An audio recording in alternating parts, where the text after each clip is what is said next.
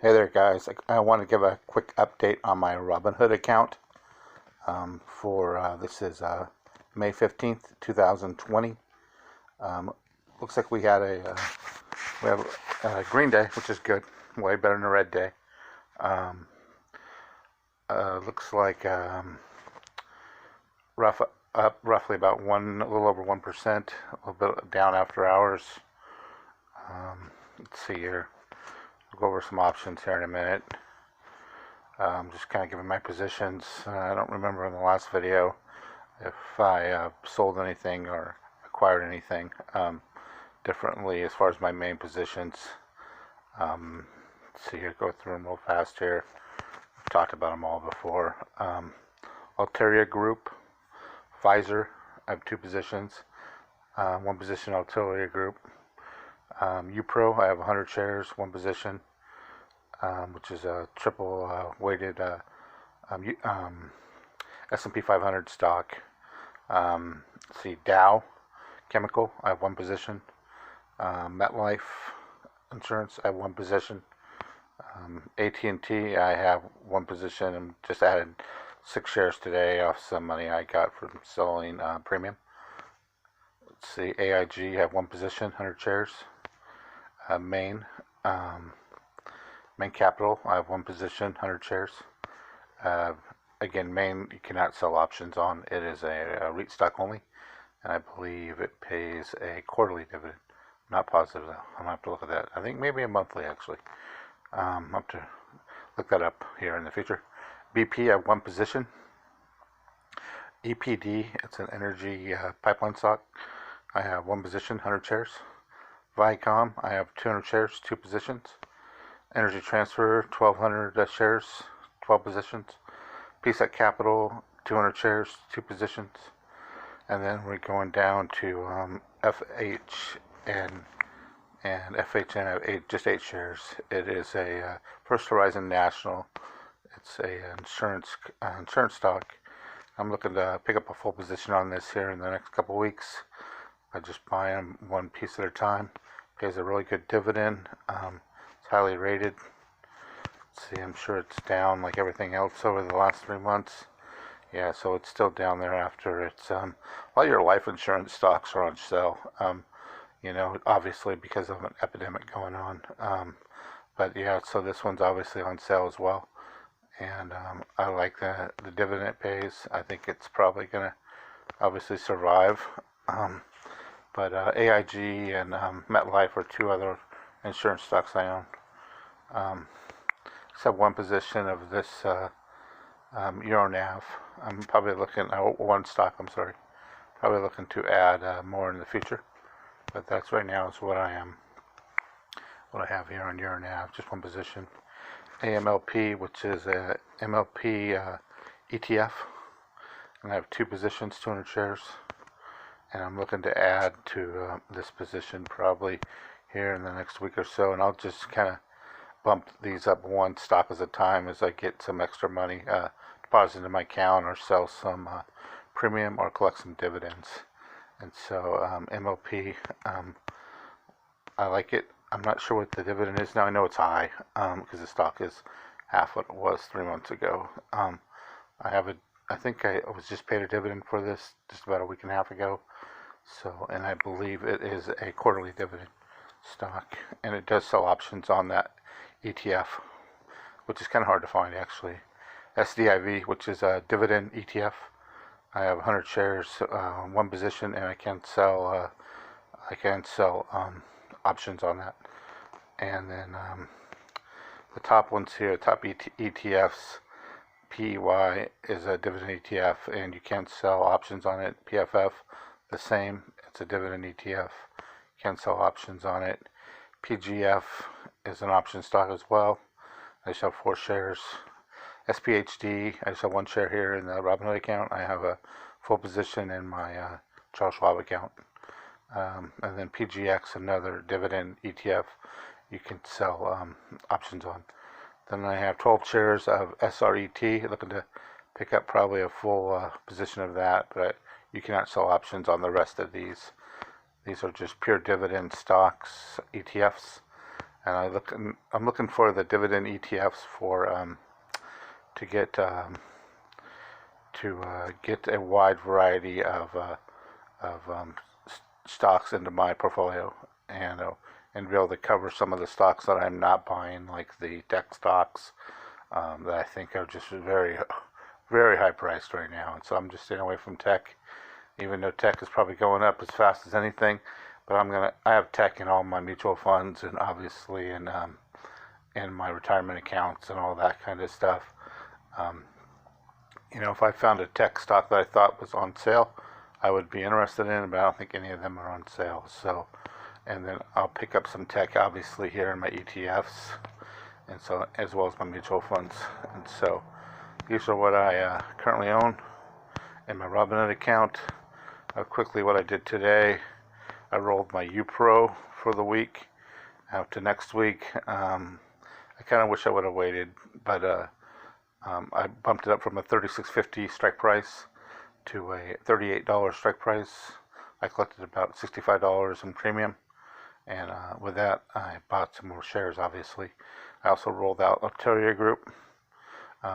Next week, strike price of $38, and Option Group's at $36.59. It could definitely hit that strike price. It definitely moves, but it's just for 1 week.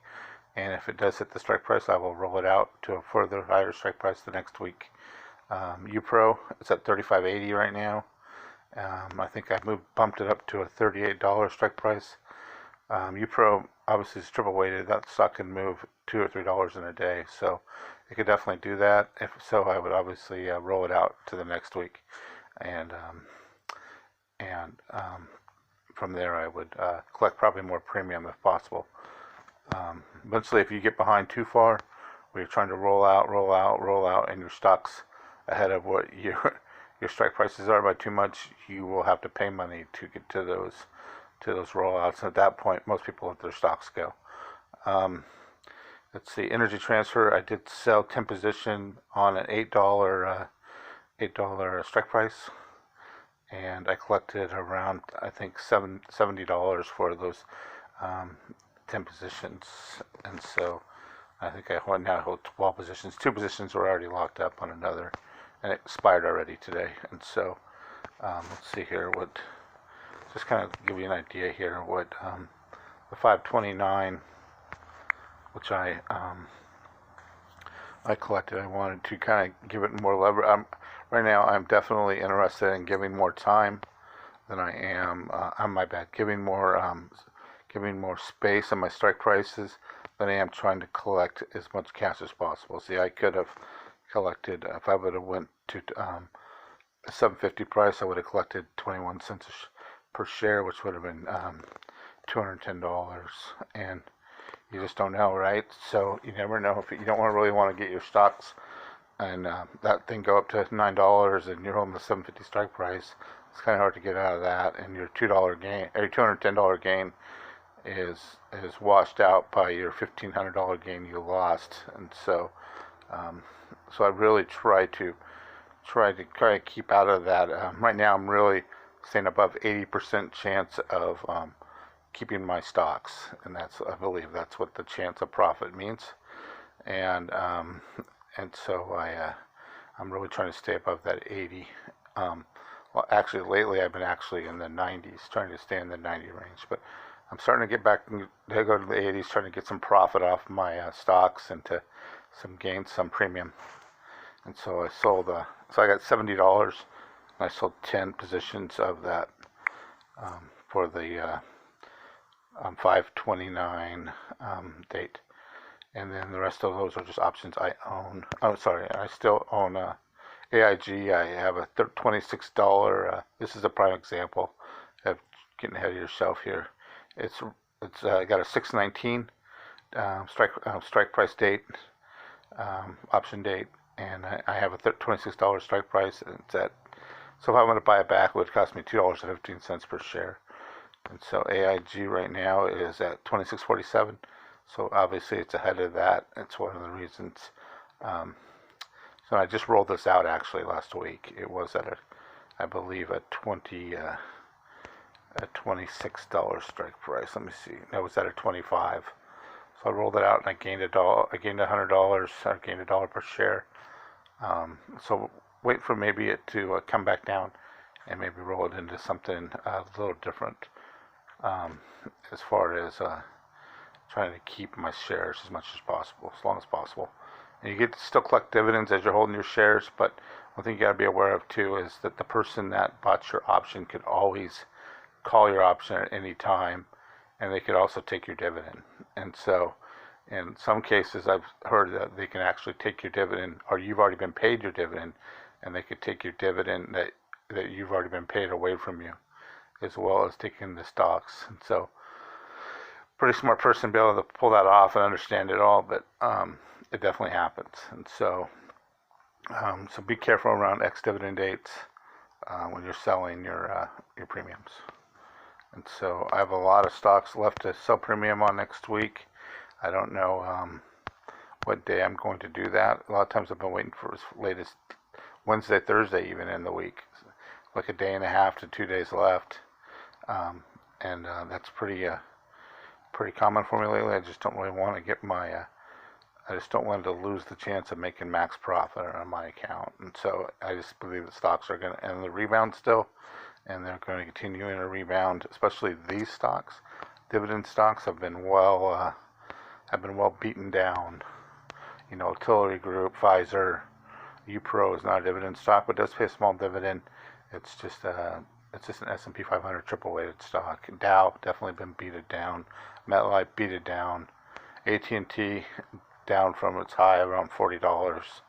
AIG way beaten down. Maine still about 40% off its where it was before the downturn. BP way beaten down.